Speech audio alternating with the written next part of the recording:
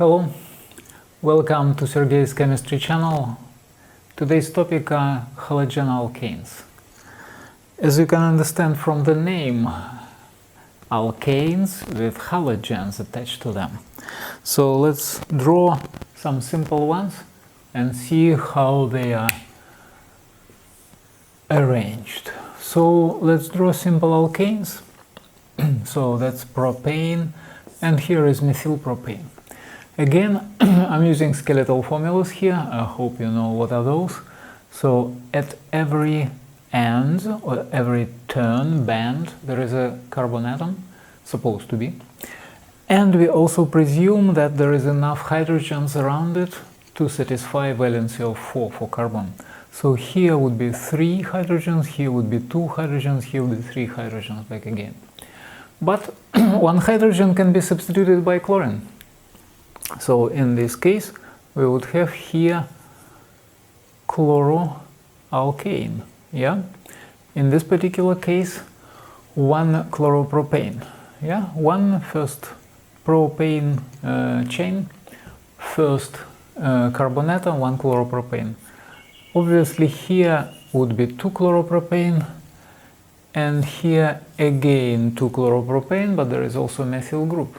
So it goes 2 chloro to methylpropane. 2 chloro to methylpropane, 2 chloropropane, 1 chloropropane. Okay, what else can we say about, apart from the names of the halogen alkanes? This we call primary, this we call secondary, this we call tertiary halogen alkane. So what it means? Yeah, it's clear. Yeah, primary is at the end of the chain, secondary is at the middle of the chain, tertiary is at the middle of the chain, and there is another alkyl group attached to the carbon where halogen is. So this carbon is attached to 3 other carbons. This carbon is attached to 2 other carbons, secondary, tertiary, secondary. This carbon is attached to only 1, primary. Primary, secondary, tertiary.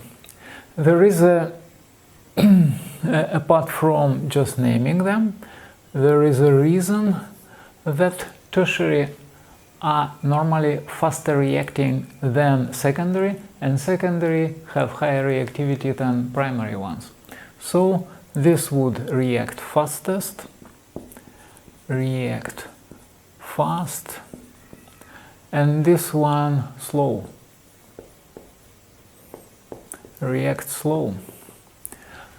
The reason to this, there is a simple reason, but it takes a lot of time. I don't want to put it in the very beginning. It's actually has something to do with stability of carbocation. This carbocation is more stable than here, and he's the less stable. We will see it later. For now, it's enough to know that reactivity increases from primary through secondary to tertiary. Another thing, let's take what else can be different in halogen alkanes? There can be different alkane, obviously, attached to the carbon chain. So let's take 3 different ones: chlorine, bromine, and iodine. This is 1 chloropropane, 1 bromopropane, 1 iodoropane. The stronger the bond between halogen and carbon, the more difficult it is for halogen to leave. And halogen alkanes react, when they react, always carbon halogen bond is going to be broken. It's either nucleophilic substitution or elimination. In this case, in both of the cases, yeah, halogen is supposed to leave and this bond is supposed to be broken. So reactivity would depend on the strength of the bond. So which bond is strongest here? How to decide? Even if you don't have any data, you always can guess. There is a rule of thumb.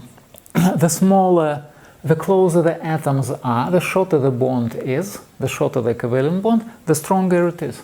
So which bond is shortest here? Which have smallest halogen connected to the carbon. Because the atoms in covalent bond, yeah, what are those? These are nuclei attracted to the shared pair of electrons. But they can come as close to the shared pair of electrons as their radii would allow. So the smallest would come closer and would have the strongest covalent bond. So what is the size of atoms? Chlorine is the smallest, bromine is a bit bigger, and iodine is the biggest. Why? Because it's below group 7, yeah, having more electron shell, so the radius increases, like from chlorine to through bromine to iodine. Now, this would be the strongest bond.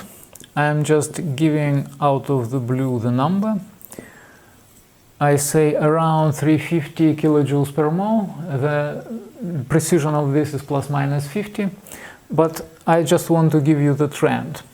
This is about 300 kilojoules per mole, and this is about 250 kilojoules per mole. So you see it's significant increase in enthalpy, in average bond enthalpy, and therefore this again, iodides are more reactive than bromides, are more reactive than chlorides. I again would rate here, so slow, so chloralkanes would react slow, a bit faster, fastest. So the rate of reaction would be fastest with iodine alkanes, a bit slower with bromoalkanes, and the slowest with chloralkanes. So that much for the structure and for rates. Let's write some mechanism of nucleophilic substitution. First, let me introduce you nucleophiles. What are those? What can be a nucleophile? First, there is a definition. Nucleophile is a species which has lone pair, which it donates to partly positive atom to establish covalent bond with it. So, it can, what is the strongest one? Yeah, hydroxide is pretty strong. Oxygen has 3 lone pairs here, negative charge on oxygen, and oxygen can donate the pair to carbon atom. So what else is here? Say, let's take another ion, say cyanide.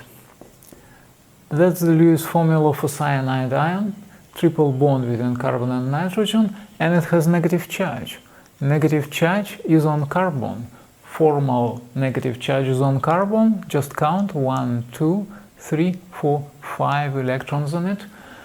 In periodic table it's in a group 4, so 4 valence electrons. It means here it has 1 extra. So 1 extra brings negative charge. It's strange, yeah, to have negative charge on carbon, though it's less electronegative than nitrogen, but they here have no escape. Yeah, nitrogen have 0, by the way, 1, 2, 3, 4, 5, and it's from the group 5, 0 formal charge. Charge is on carbon. Now, what else? Let's take molecules. Some molecules can be nucleophiles. What do you need for that? Small electronegative atom with lone pair, like nitrogen or like oxygen in water. So all of them can donate, yeah, can donate the lone pair to partly positive carbon. This one can be donated, yeah? Okay, I don't want to donate it to hydrogen. Let's let's do this.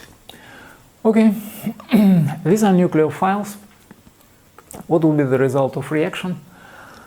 Alcohol here, nitrile here, amine here, and another alcohol here. Okay, let's look at some typical reaction. Obviously, the simplest one would be to react with, say, hydroxide or one of the ions. Let's take simple halogen alkane, carbon, again my favorite chlorine, and CH3 group here, hydrogen, hydrogen. So what is this? Chloroethane. If I hit under reflux, this is necessary for reaction to be fast. So if I hit under reflux with, say, sodium hydroxide, hydroxide ions would substitute halogens here. Okay, like first, why this happens? First is chlorine here is more electronegative than carbon. So chlorine has partial negative charge and carbon partial positive. Electronegativity of chlorine and carbon you can check in the tables. You would see that chlorine is sufficiently bigger than carbon, and electronegativity is ability to shift the bonding pair in covalent bonds to itself. So high electronegativity means covalent bond is, what did I do? Covalent bond is shifted towards chlorine. So there is a distortion of electron density to the chlorine side, which leads to partial negative charge of chlorine, partial positive charge of carbon. And nucleophiles are those species which actually would donate the pair. Yeah, they are, this one even negative, but anyway, yeah, in any case, in case of water which is neutral, yeah, we have a small atom with lone pair on it, which means high density of negative charge, at least in this location. And these can be donated to carbon. What then happens here? When nucleophile attacks partly positive carbon, it further distorts the bond towards chlorine, because it just pushes it away, you know, it donates negative electron pair, and this electron pair is being even more polarized, and in case of successful reaction, that would be heterolytic breakage of this bond. Both electrons would go to chlorine. So, yeah, what is the result of this? Methyl group remains as it is. Instead of chlorine, we have OH group, and our two hydrogens remain intact. So here, yeah, this bond is newly established, and this is this pair which is responsible for it, and this bond is going to be broken, yeah, and what is formed is chlorine with 4 lone pairs. Normally would chlorine would have 3. Here it has 3 lone pairs, 6 electrons, 7th is shared with carbon. And here we have chloride ion now formed. So in the end we have a substitution. Yeah, if I write a chemical reaction CH3 CH2Cl plus, say, OH ion, it's ionic, yeah. What is the result? CH3 CH2OH ethanol and chloride ion. You see, clear substitution. OH comes, chloride leaves. Easy. I would say easy. So let's look at what happened when the molecule attacks. Well, like the molecule, say, ammonia, yeah, water would remain in a similar, would react in a similar way. Let's draw the mechanism. Okay, first I remove this stuff. Supposedly, halogen alkane reacts with ammonia. For that, we would need some particular conditions, like because ammonia, for example, it cannot be kept in reflux setup. Ammonia is a gas at room temperature, you cannot condense it. Yeah, reflux is round bottom flask, say, or pear-shaped flask with condenser attached on the top. So we just try to keep reagents at as high temperature as possible, means boiling point of them. But at the same time, yeah, if we boil them, they would escape, and the products of reactions would escape. We try to avoid that, putting condenser on the top, yeah, fitting condenser on the boiling vessel. This is called heating under reflux. So, okay, unfortunately, you cannot heat under reflux ammonia because it wouldn't condense. At room temperature, it's a gas. and we are just cooling it with cold water, so it wouldn't be cold enough to condense ammonia. Ammonia would escape. So we do this reaction in sealed glass. Well, you just seal a mixture of halogen alkane and ammonia and just wait. Or you can just mix, in fact, I think, concentrated ammonia solution with halogen alkane and leave it for a very long time. Then something would happen. Again, what would be, let's take again, say, bromoalkane, yeah? Again, just I want to save me the trouble. I don't want the molecule to be too big. So again, it's bromoethane. I don't have to say one bromoethane because it's always one. Okay, now ammonia would attack as nucleophile, partly positive carbon here, with the donate lone pair to it. At the same time, there would be a heterolytic breakage of the bond between carbon and bromine because the pair is pushing electron density away. I mean, you see, collision doesn't necessarily lead to the reaction to happen, but there is some probability. So that's why I say in like a case, actually that's what would happen. And then, as a result, this bond is transferred here between nitrogen and carbon. It means covalent bond is established. This bond is leaving carbon, and both electrons go to bromine. We have then here our ammonia came and established this covalent bond, yeah, because of this electron pair. And bromine has left. This is new pair, and that's the pairs which it already have. So bromide ion here. Yeah, 2 hydrogens would remain. But there is one trouble. You see, you can notice that the charge is not conserved. Here, neutral molecule reacts with neutral molecule, and here we have kind of neutral and minus. We've forgotten something. We've forgotten that when molecule donates the pair to carbon, it actually becomes positive. Why in the world this happens? You see, nitrogen was neutral here. It had 1, 2, 3, 4, 5 electrons in the outer shell. I am calculating formal charge. Yeah, I'm counting 2 electrons for lone pair and only 1 for shared pair, yeah, because it's shared, yeah, only 1 electron belongs to it. So 5, charge is 0, fine. But if I count it here, I would get 1, 2, 3, 4. Only 4 electrons with nitrogen. But nitrogen has 5 valence electrons, therefore one is lost, effectively to carbon, because carbon now is sharing this pair with nitrogen, which was before belonging to it exclusively. So this now is a positively charged group attached to carbon. So it's not yet the end of reaction. What is needed is that some other base would come around and pick up the proton. If, say, another ammonia molecule would pass by and deprotonate NH3 plus group.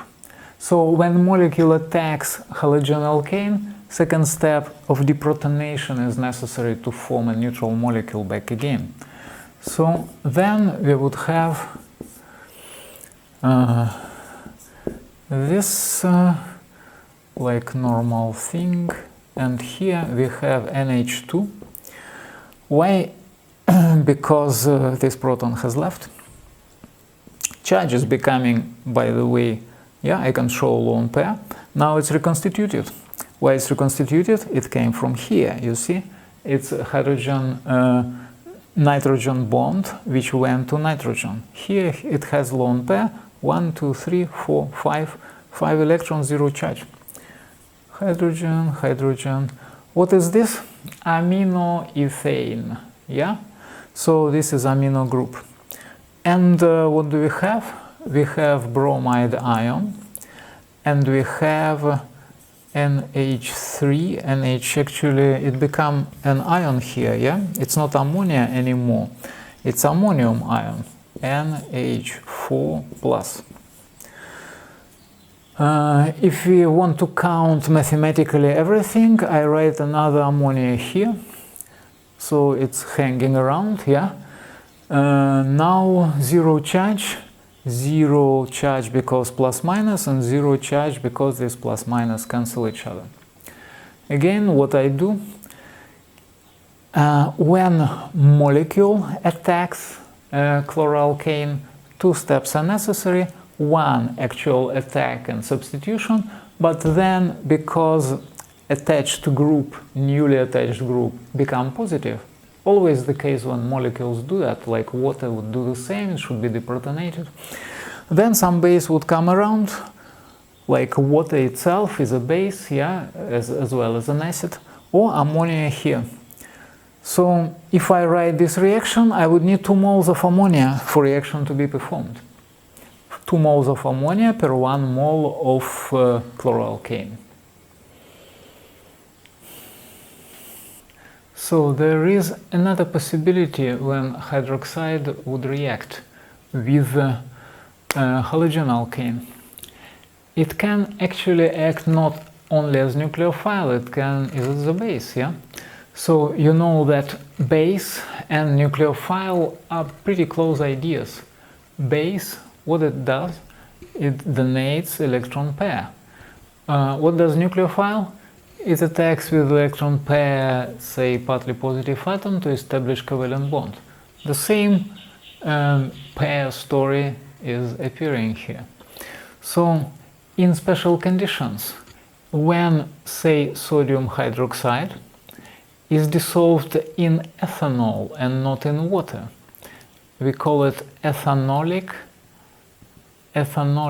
solution, not aqueous but ethanolic.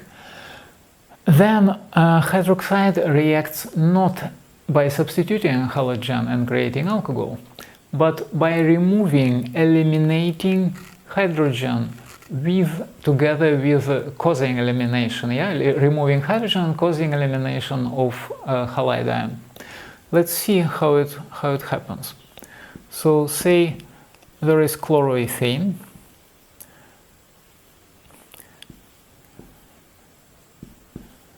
and our ethanolic solution, which is boiling under reflux, with hydroxide, sodium hydroxide. So hydroxide ion, negatively charged, would, instead of attacking, you see, okay, I just not the right place for it. Instead of attacking this carbon, it can just attack a hydrogen nearby, this one. It would donate to its pair, deprotonating effectively the molecule.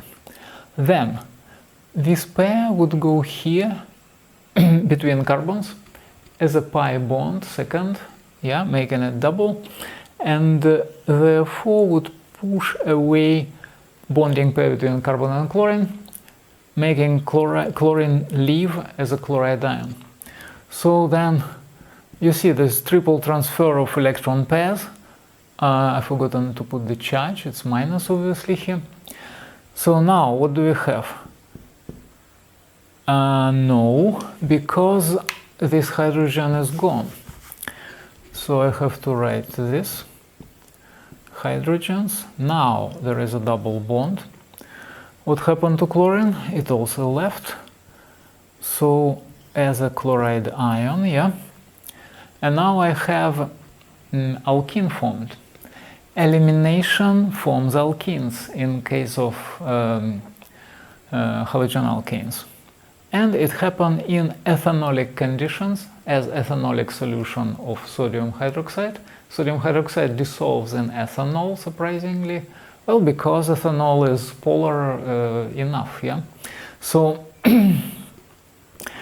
when sodium hydroxide dissolved in ethanol, Under reflux we hit and halogen alkanes with this mixture, and as a result we have alkene formed. So I forgotten something here. I forgotten molecule of water, because water is nicely formed here. So effectively what happens? Hydrogen was removed and chloride was removed. So hydrogen chloride gone, and that's elimination, yeah? Hydrogen and chlorine gone, and double bond is established between carbons. Let's write overall equation. Chloroethane plus hydroxide in ethanolic solution. So I would write here ethanolic, yeah, would give us CH2. Here I put double bond explicitly, obviously CH2 here also, plus water and chloride ion. This is a unique equation. If you need full equation, just add sodium ion here and sodium ion here. Yeah, it would be sodium hydroxide producing sodium chloride. Now we are going to write a list of all chemical reactions of halogen alkanes, what you would need in high school chemistry normally. So these are typical substitution reactions and one elimination reaction. Substitution reaction with our nucleophiles, nucleophilic substitutions therefore, as we discussed earlier. So I'm just making a total list of possible reactions. Here I'm writing like very generalized halogen alkane. And first we are going to make like simple reactions with, say, potassium hydroxide. But in fact it's hydroxide ion which is acting as nucleophile, donating the pair to the positive carbon and substituting halogen. As a result we have alcohol and halide ion which is left. What are the conditions here? Aqueous. Why aqueous? Because if it's ethanolic, if it's dissolved in ethanol, different reaction would go, it would be elimination. But here we need substitution, nucleophilic substitution. Here's our nucleophile, reflux. We have to heat under reflux. Okay, I don't write heating, but you understand that it's needed. Here, let's make cyanide ion. Cyanide ion, Lewis formula is that, as you have seen before. And this would be the pair which would attack the carbon. And therefore, as the carbon is attaching itself to carbon, you have the enlarged carbon chain. Alkyl group which was before is enlarged by one carbon, and here is nitrogen. This one is no trouble because it can be hydrolyzed in aqueous solution. If it's acidic, it would be carboxylic acid. If it's alkaline, it would be carboxylate. Then it can be reduced, so you can convert it into anything. But the important thing, you enlarge the chain by one carbon. Okay, here it's actually also nice to write what exactly the chemicals I'm using. Yes, say sodium hydroxide, and here say I again reflux. I use ethanolic solution, and I use potassium cyanide, which is famous poison. So one have to do it a bit carefully. So here, let's take something simple like water. Water also can work as nucleophile, though it would be obviously much less powerful than hydroxide. It has less charge. So charge 0 compared to -1. As a result, we would have the same alcohol, because actually oxygen is joined, and then this hydrogen should leave, get deprotonated. So we write hydrogen and we write halide would come out. Here I've forgotten halide, let's write it here. What else? Ammonia. So NH3, say aqueous, and say yeah, we cannot heat it under reflux because ammonia is a gas and it wouldn't be condensed in reflux apparatus. So we have to heat it in a sealed tube, for example, or just leave in a vessel for closed vessel for a very long time. Heat in a sealed glass tube.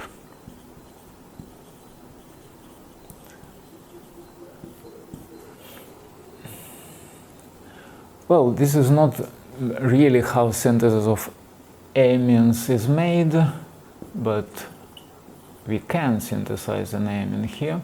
Again, yeah, as a molecule adds, the group, the result of the addition initially is positive, should be deprotonated. That's why NH3 comes and acts as a nucleophile, donating the pair, nitrogen is joining, but then one hydrogen should leave. You see, if it leaves like that, I have acidic conditions as if, but my conditions are not acidic. I have ammonia in excess. Ammonia is reacting. So if ammonia is really reacting, this hydrogen or this initial amino group would be deprotonated by another ammonia molecule. So in fact, I need twice as much ammonia molecules. One would go to substitute halogen, and another would be needed to pick up extra hydrogen from this group. So I would have NH4 plus. So this is ammonium halide, which would be formed as salt. Okay, this is nucleophilic substitution reactions. I can maybe write substitution somewhere in a big letters, but I don't know how nice would it look. Let's try. Let's try.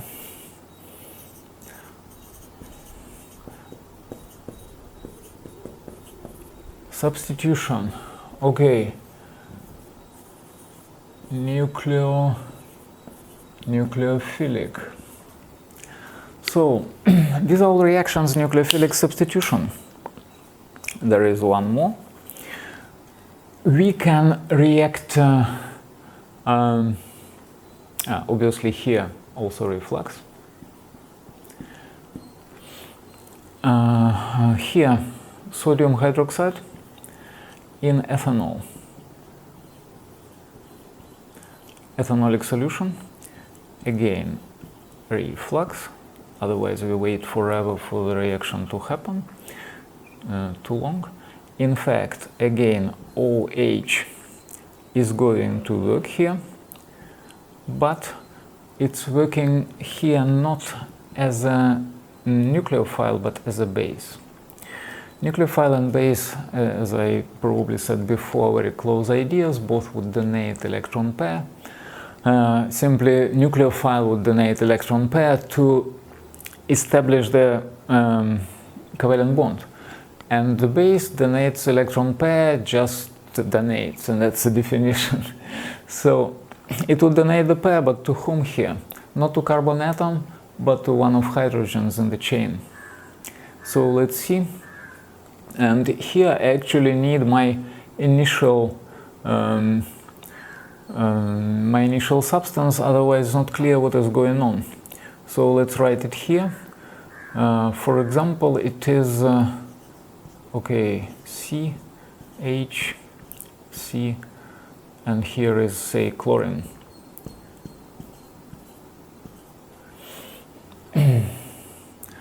Okay, yeah, like that. We just opened it up, and I made just explicitly chlorine, but though it can be bromine or iodine or anything. So let's see what happens here. Lone pair is being donated to one of these two hydrogens, and it's picked up and removed as hydrogen ion, and this pair is donated here, which is causing also the heterolytic breakage of this chlorine away. So what happens? We have alkene formed. We looked at the mechanism before. So hydrogen here. Okay, I make it a bit clumsy. Yeah, hydrogen here, and here say our chlorine. Okay, what is left here?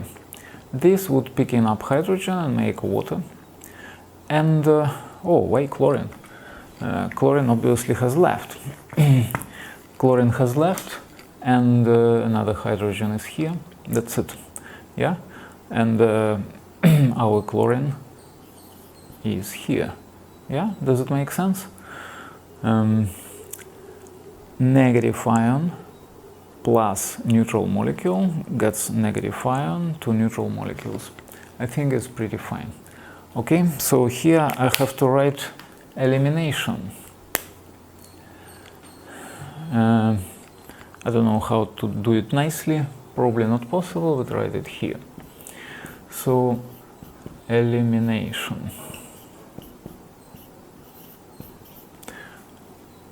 What is crucial condition?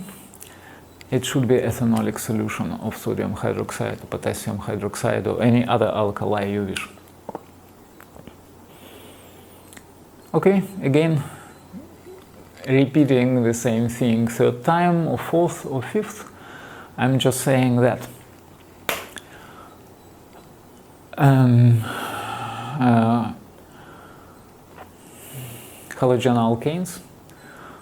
halogen alkanes react because there is partly positive carbon, more electronegative, because more electronegative halide atom is attached to it.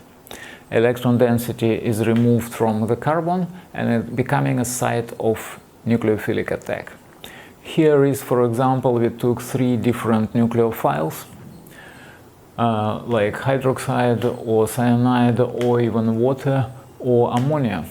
They all donate the pair to carbon, establishing a bond. So it's just pure logic to guess what would be the result. I don't think there is a necessity to write full equations, because here I give you the reactants and the products. I think you can do it yourself, or just bloody look it up in the textbook. So, yep, there is, okay, nucleophilic attack. Still another possibility, elimination, because hydroxide can work as a nucleophile and as a base. Nucleophile, it works in water, and as a base it works in ethanolic solution. I want to add, though, a couple of words about physical properties of halogen alkanes, which I didn't mention at the beginning. Again, what we have in halogen alkane. Say, let's take our chlorine back again. There is carbon chain, hydrogens,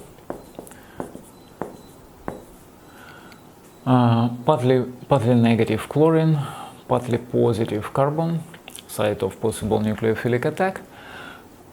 And what are the physical properties? So if the chain is long enough, you would have, or there is enough chlorines, like trichloromethane, I think, is a liquid already at room temperature. Tetrachloromethane is obviously a liquid. This, I don't know for sure, I would guess it would be a liquid also. Pretty low boiling point though.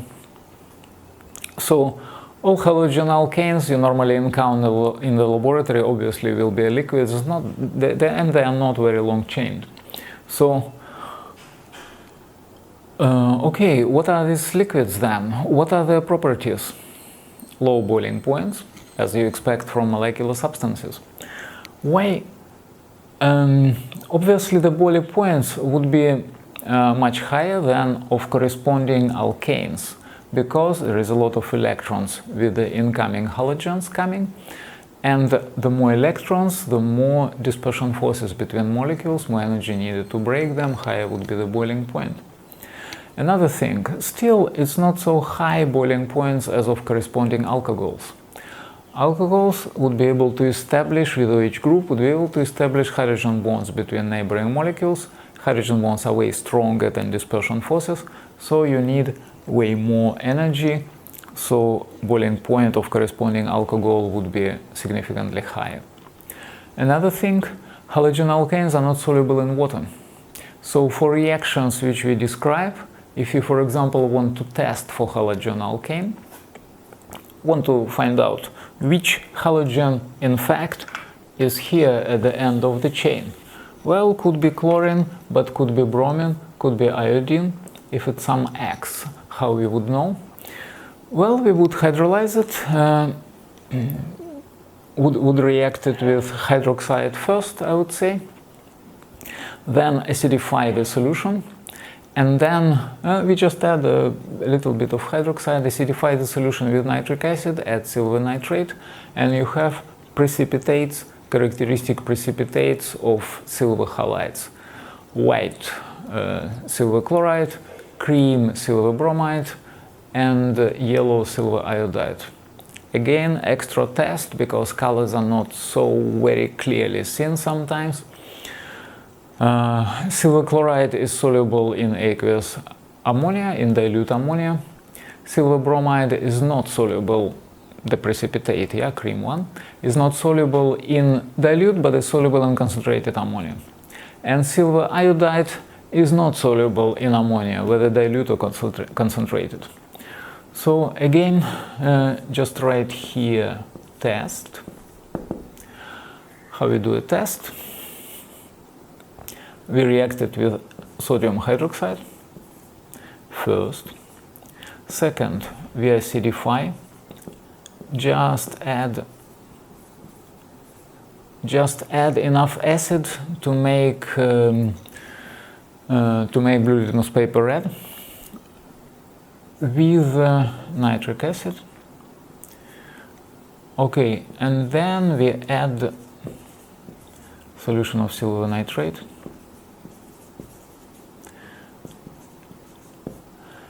Solution of silver nitrate, and we look at precipitates. So silver chloride, silver bromide, and silver iodide. This is white.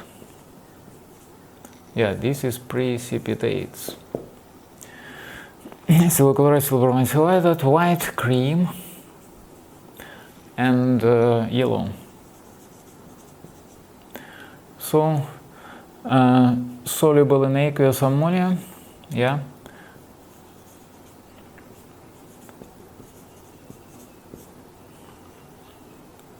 Soluble in concentrated. And this is not soluble.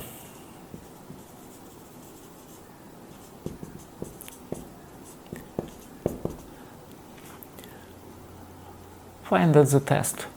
To facilitate this testing reaction, you probably would need some ethanol added to the solution to make reaction go a bit faster. Why it's needed? Because halogen alkanes are not miscible with water. Halogen alkanes wouldn't form hydrogen bonds, and though these bonds between carbon and halogen are polar, they're not polar enough to interest water molecules. So if you try to mix halogen alkane and water, they would form two separate layers. Halogen alkanes are immiscible. You obviously can shake to increase the surface area of contact, but if you want the reaction to go fast, you add a little bit of ethanol for this reaction to go, because ethanol would dissolve halogen alkanes and kind of introduce them in aqueous solution.